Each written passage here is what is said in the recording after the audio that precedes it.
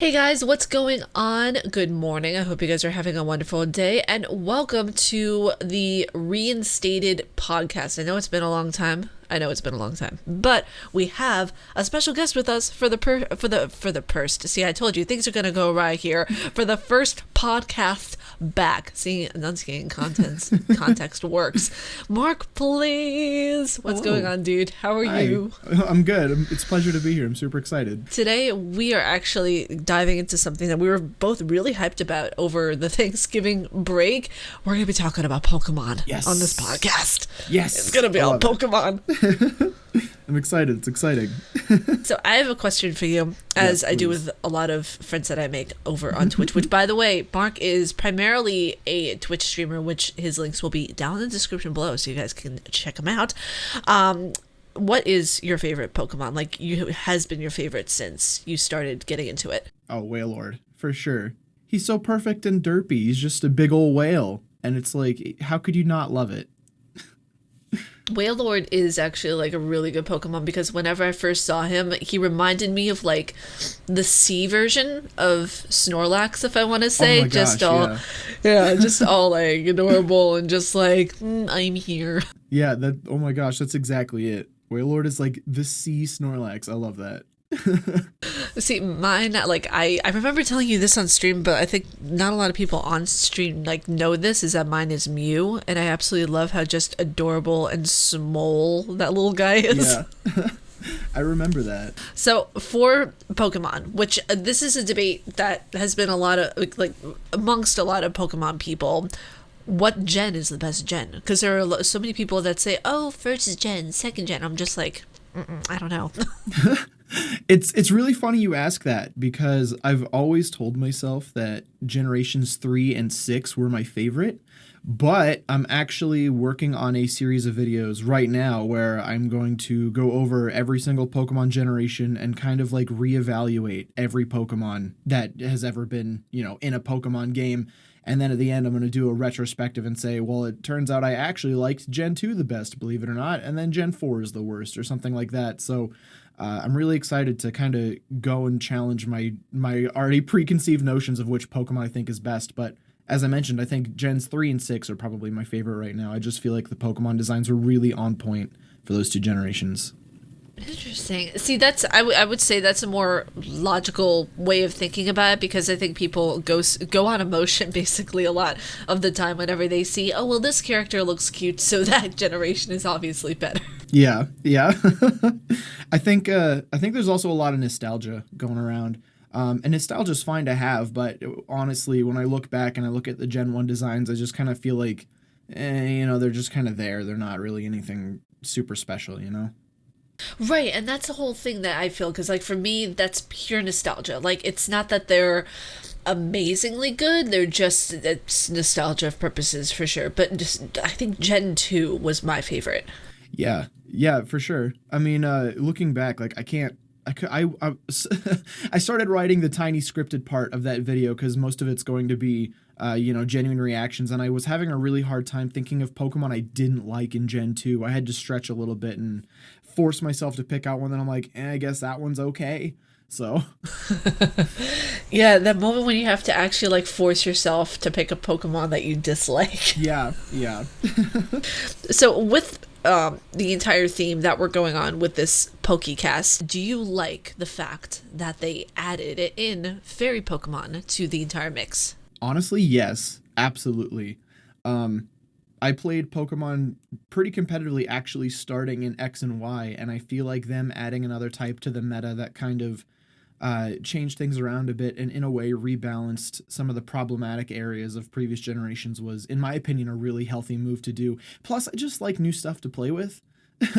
So like megas were a lot of fun, and when they added steel and dark type in Gen 2, I thought that was a lot of fun, and I'm always hoping that they add a new typing, like sound type would be really cool, space type would be really neat, to kind of break away from psychic in general a little bit. But I don't know, I think adding new types is always a fun mechanic to me. Yeah, exactly, and that's excuse me. That's the thing that whenever I kind of did a little bit of research last night because I haven't been keeping up too much with the recent generations of Pokemon. I think the last gen I kept up with was 6, if I remember correctly. But whenever I saw that they came out with Pokemon Go, and I remember you telling me that you haven't played Pokemon Go, correct? Yeah, I have not played Pokemon Go. Okay, so the one thing that I will say, it got a lot better. The mechanics are really good on it now, Yeah. but I don't know how I feel about them not adding the psychic division to it because they have the water, they Wait, have what? they don't have like they have psychic Pokemon in there that you can catch, but they don't have a psychic team. That baffles me. How do you ignore a type? Yeah, they have them that you can catch free roam in the game and everything. Like they have Ghastly, they have Hunter that you can catch, and all those guys. But as a team as a whole, like they don't have like Team Rocket types where you can have those as a team. Oh, that's ridiculous. Yeah. So I wanted to get your opinion on that because I thought that that was kind of controversial that they didn't have. Yeah, I would agree. I think it's a little controversial. I think if they're going to be removing entire types, then that's too much editing of the game. That's like one. It's not even like it was something they added in. Psychic's been around since Gen 1, so it's like, what are they doing? I thought the whole thing when Pokemon Go came out was like, hey, look, it's all the Gen 1 Pokemon. Remember that nostalgia? And they're not even going to have Psychic type on Pokemon? What? I'm confused. Well, you see, the thing is that at first to catch, they only had, I think, Ghastly and Hunter, and those were only in specific locations. But as like a gym wise, like they didn't have like a psychic gym that you could go to, which is complete and utter BS. Huh. I mean, that would have made sense, I guess, if they did it for ghost types. Because, Ghastly, Haunter, and Gengar are the only ghost types in Gen 1. But, I mean, there was still, like, Alakazam, at least for Psychic Pokemon. I'm having a really hard time jogging my memory and remembering more from Gen 1. But that's so weird to me. Yeah, absolutely. There's no other answer. Illuminati. They just want to keep all the... Whoa. The Psychic Pokemon are in the Illuminati. Because they're the smart ones, and they're running the show from behind the scenes, and they don't want anyone to know they exist. Dun dun dun dun dun dun. I called it. I knew it. There was an inkling. There was something there. We just had to uncover it. And my next question is something that actually I just thought of because whenever I think back to my little kiddling days of playing Pokemon back in the olden days, I think of what Pokemon would have been my starter, and then I'm like, well, the kids today know the starters that are in like the newer generations. But what do you think of the starters of back in the day, like Pikachu, Bulbasaur, Squirtle? Like, do you think that those should have been starters that should have been kept throughout the generations, or do you think it's good that they divvied up the starters for each generation?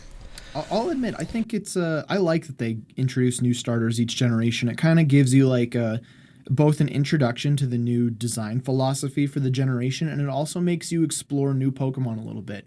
Because even though I am upset about the National Dex not being in Sword and Shield, I use new Pokemon exclusively on my new playthroughs every time. So being able to say, here's a brand new starter for you to get to attach to, here's a new roster of, beginner Pokemon is a lot of fun for me. And it's always fun to see the new designs and then see how they evolve over time and then see what the end results are and pick out your favorites. So.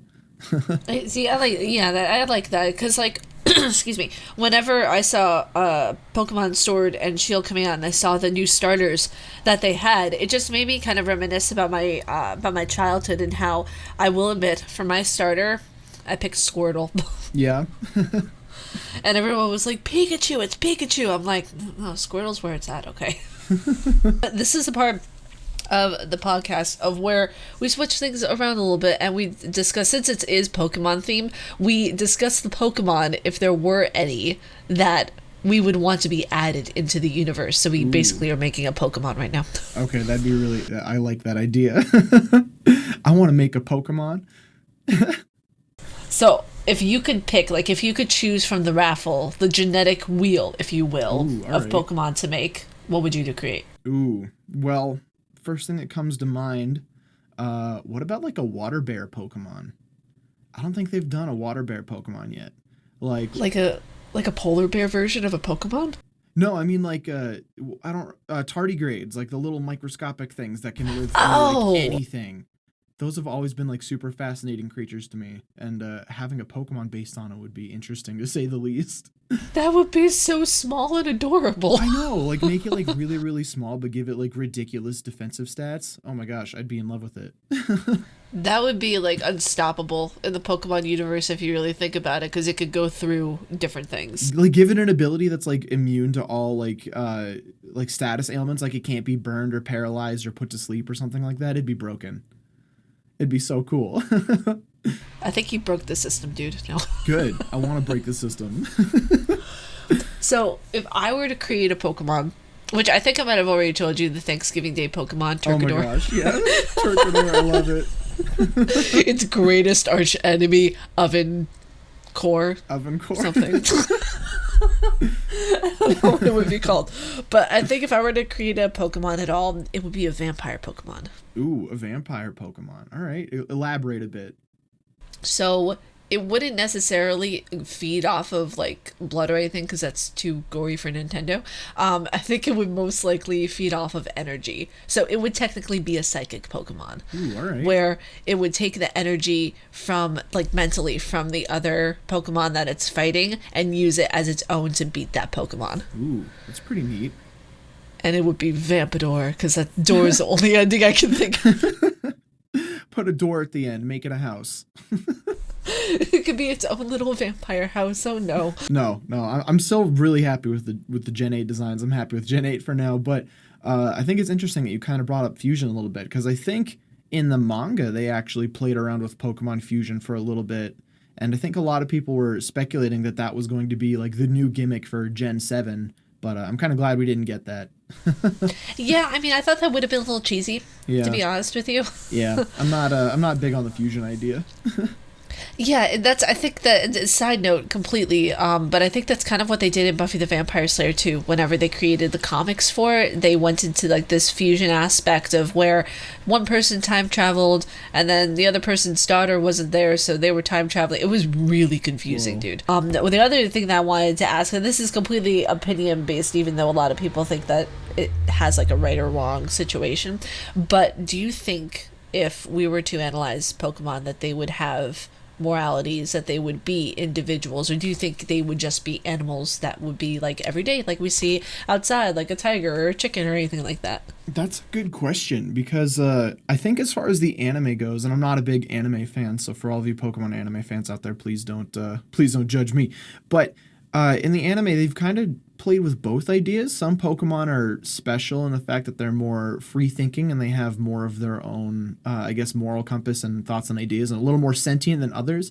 And then some Pokemon, even of the same species, are very much just like, primal animals where they just kind of live on instinct. For example, like Ash's Pikachu, right? Ash's Pikachu very clearly understands humans and has a personalized moral compass and communicates with Ash, versus like, for example, an Abra he'll see out in the wild will really just like teleport away all the time. So, and again, of course, it's anime. They bend the rules however they want. But I think Pokemon as a franchise, at least lately, they're very, very hard on pushing the bond with your Pokemon thing. And so I think that the games are trying to push the whole Pokemon are their own unique individuals, and you meet them in the wild and then you catch them and then you force them to be your friends.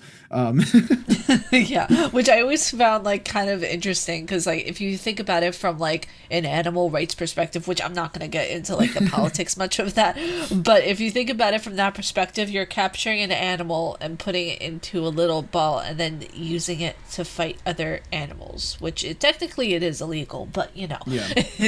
when you look at it from different standpoints of like from humanistic, from existentialistic standpoints, I think it's really interesting to see that these creatures could be kind of personified in a way. Yeah.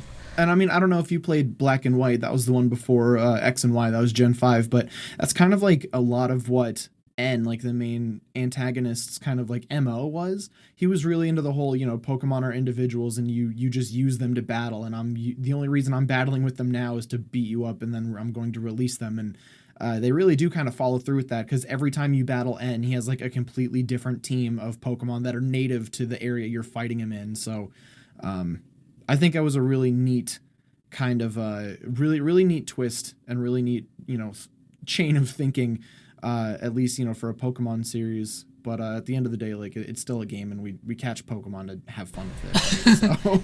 Exactly. And I think that sometimes, people will take that idea too far. They will be like, well, this is a game, and isn't it supposed to be based on reality? I'm like, no, it's supposed to make them escape from reality for a little bit. Yeah, I mean, at the same time, like, I do really believe in the power of, video games to teach and educate people and to help them grow as individuals as well. So I don't want to immediately be like, yeah, it's just a game, relax. But at the same time, like, the first video game I ever played was Duke Nukem with my dad on the PC. And, like, I'm not running around, like, shooting people and, like, paying strippers or anything, right? I'm walking around and doing that. There's a big difference. Yeah, exactly. And the thing is like, whenever, I remember the first game I played was Resident Evil 1 remake, and I'm not going around shooting zombies in real life, so I mean, well, if there were zombies, would you? I mean, if it were to the detriment of humanity and we had to kick some booty and save them, then yes, I probably would. Okay, there you go. No, but I know what you mean.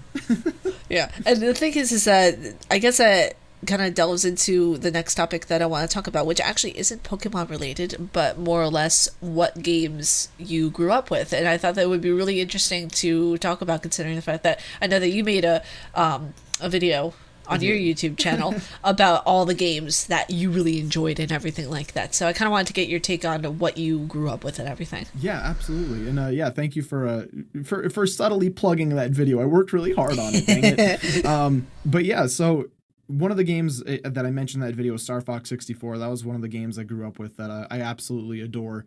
Same with the Psychonauts. I played those when I was a little bit younger, but I still think they're really great games.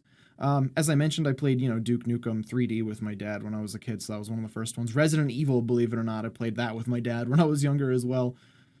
Yeah, but I grew up with a Nintendo 64. Was my first, handheld game console. Or, I'm sorry, home console. And I had a Game Boy or a Game Boy Color like a lot of others, so I played a lot of Pokemon. I played a lot of Nintendo 64 games and things like that. But what about you? What were some of your first games? Well, the first console that I actually ever played any of the games on was a GameCube, and that was the bread and butter of everything that I would do every day. I played Zelda, the Wind Waker on there, and that was one of my favorite games ever at the time, because like at the time you think, oh, graphics can't get any better, and then it's just like, well, watch it out, kids. Yeah, they got really good. So whenever I was playing that, and I would also play the Scooby-Doo games that came out for the GameCube. And Resident Evil. Resident Evil was actually the very first one, because I remember my dad came home from Walmart one day, and it was around the time of Hanukkah, and we were sitting down, and my dad cannot keep a secret for the life of him, bless his soul. Because whenever he comes into the room, even now, if he's just trying to tell me something, he's like, by the way, your mom's birthday coming up, and I got her this, and I'm just like, Dad, that's supposed to be a secret, but okay. And whenever he was playing the game with me, he doesn't he's not a gamer, but he sat down and he watched me try to work my way through the game, and my mom was like, that's a bloody gory zombie video game, why didn't you get her a Barbie game?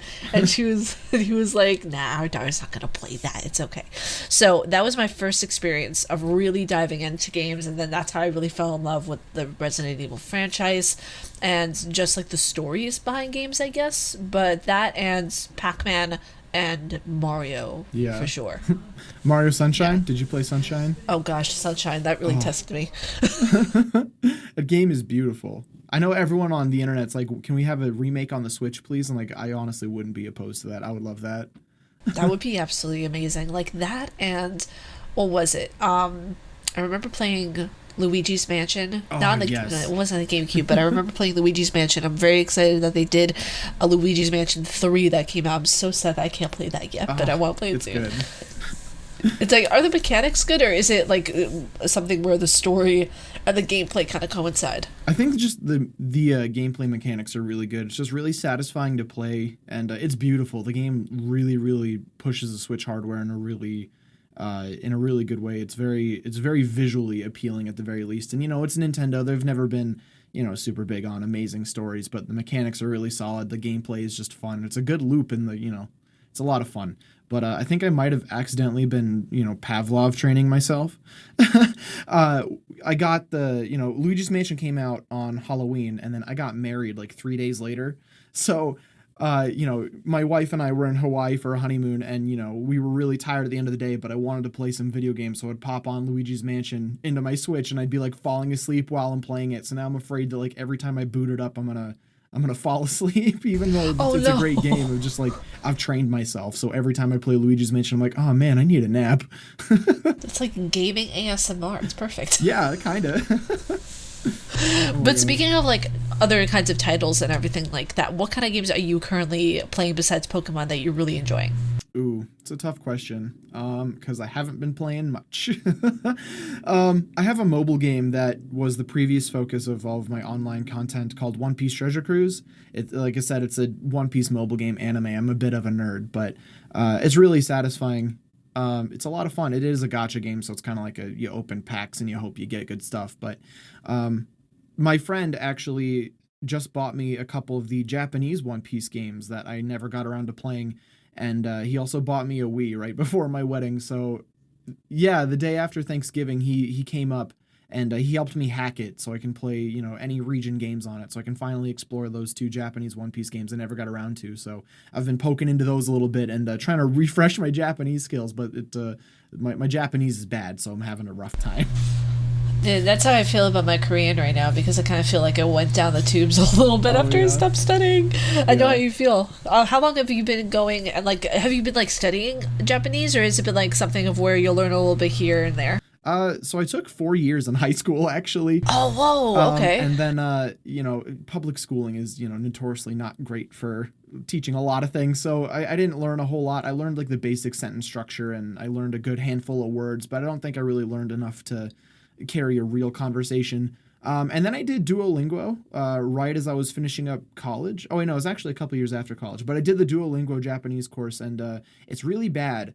At least when I did it, it was really bad, and a lot of it was just outright false, and they would use the wrong pronunciations for certain kanji, and some words were just outright wrong, and it was very frustrating. So I at least knew enough to know that what they were teaching me was wrong, but I got all the way through the course and I dropped it because I'm like, I'm going to wait for this to get better before I come back to it. Oh gosh, that's kind of sad, actually. Yeah, it's frustrating. But what got you into wanting to learn Korean?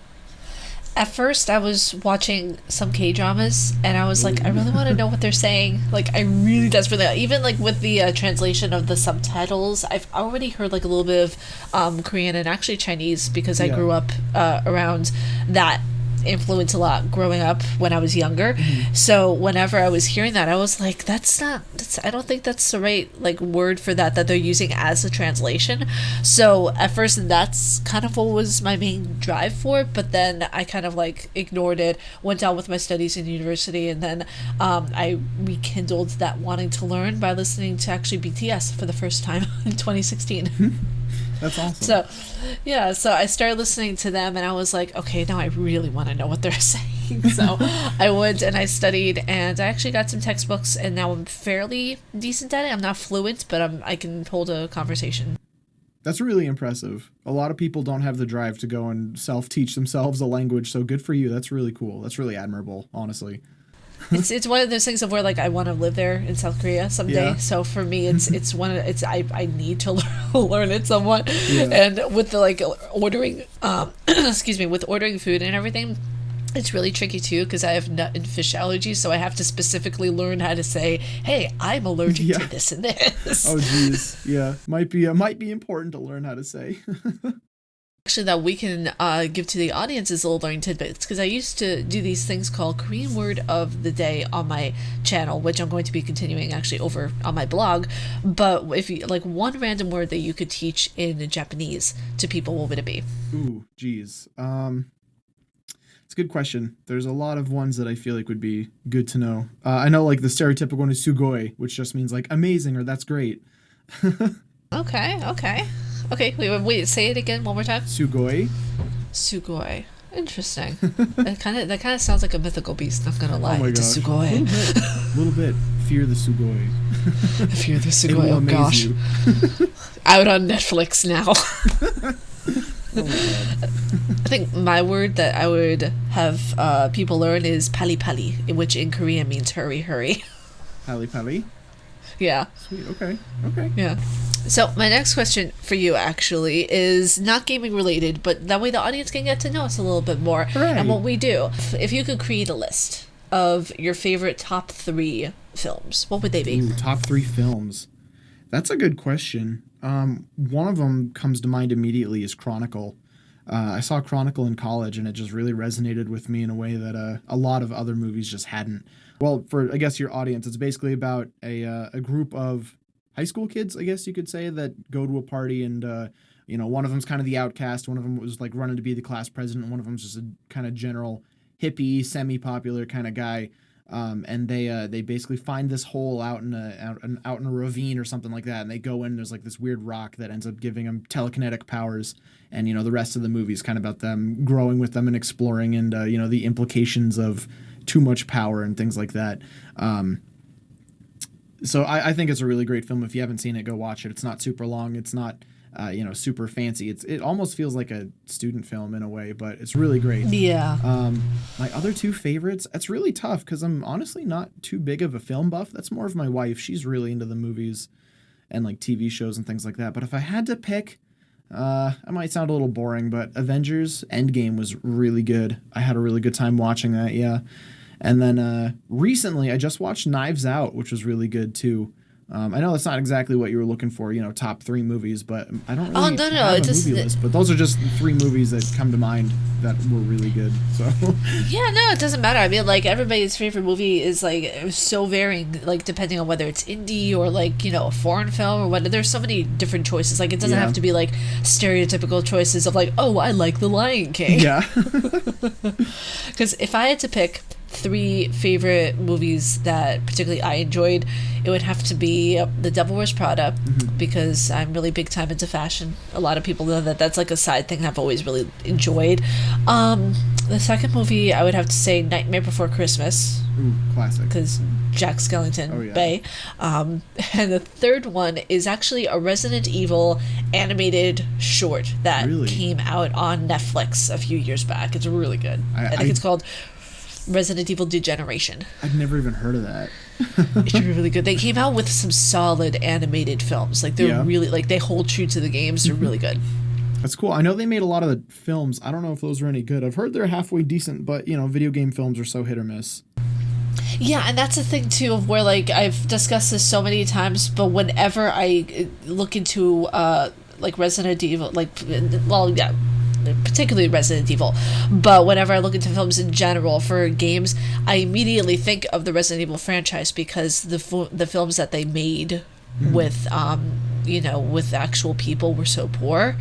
And if it's just strictly an action film, then that's fine. But they even put characters that were never in the gaming franchise to begin with. So, actually, before we close off today's podcast, I want to do some rapid fire questions. If you're ready. Whoa, I'm ready. As ready as I'll ever be. I'm ready. All right. So I just cracking the knuckles, getting all the shoulder blades ready, all that good stuff. And here we go. Pizza with pineapple or not? Oh gosh, maybe. I have to clarify for that answer. I like pizza with pineapple if there's barbecue sauce instead of marinara for the sauce. Oh, okay, all right, we're going fancy. Okay, I see you. Okay, all right. Let's see. Gaming console or handheld? Yes, both. Both. Music while playing video games or not? Depends on the game. Okay, all right. Horror or, I don't know, non-horror. I don't know what else to clarify is not horror. I guess non-horror. Okay, all right. Coffee or tea? Tea. Tea, all right, I see how it is. No. Movie or television? Ooh, television. And if you could spend your last day on Earth in any video game, what would it be and why? Oh, gosh. My last day on Earth. Ooh, it's a really tough question because part of me wants to say Persona, part of me wants to say Psychonauts, part of me wants to say Pokemon. Any of the 3 would be amazing. Yeah, combining all the universes. Yes. So, before we get going, do you have any questions for me? Or any concerns, actually? Concerns? No, but questions? You know what? Yeah, let me ask you, like, if you could change one thing about Pokemon, what would it be? if I could change one thing about Pokemon, oh gosh, I come from more of a like a dev perspective, so I would probably change some of the mechanics about it, because I've even just seeing you play it, there's so many iffy things going on with the mechanics, so many like little twists and turns that aren't working the way that they should, and it's individualistic. Whenever you talk about games, you know, working for one person, one person can have a glitch, the other person might not even experience it. So I would say the controls, honestly, whenever they get into that, because even though they're a multi-million-dollar corporation, mistakes still happen. So if people large enough say, hey, this is going on, even though it's just one person experiencing it, they might notice it and do something about it. Okay, all right, fair enough. Yeah, I think that's the main thing. Also, for people who want to know more about Marque Plays and a lot of his content that's coming out, be sure to check out his YouTube channel, because after I found him on Twitch, I didn't even know that he did content on YouTube at all. So check it out, please. It's really funny stuff. Thank you. Yeah, you guys, this was so much fun. Did you have fun? I hope you have fun today. Oh yeah, thank you so much for having me on the show. It's an honor to be here. I had a great time talking with you. This was awesome. Thank you so much. Yeah, of course. Honestly, anytime. You're welcome back. But you guys, if you'll like our faces, which aren't being shown right now because it's a podcast and what we do, please be sure to subscribe to our channels and check out the links down below for all that information. And I will see you guys in the next video. Peace. Bye.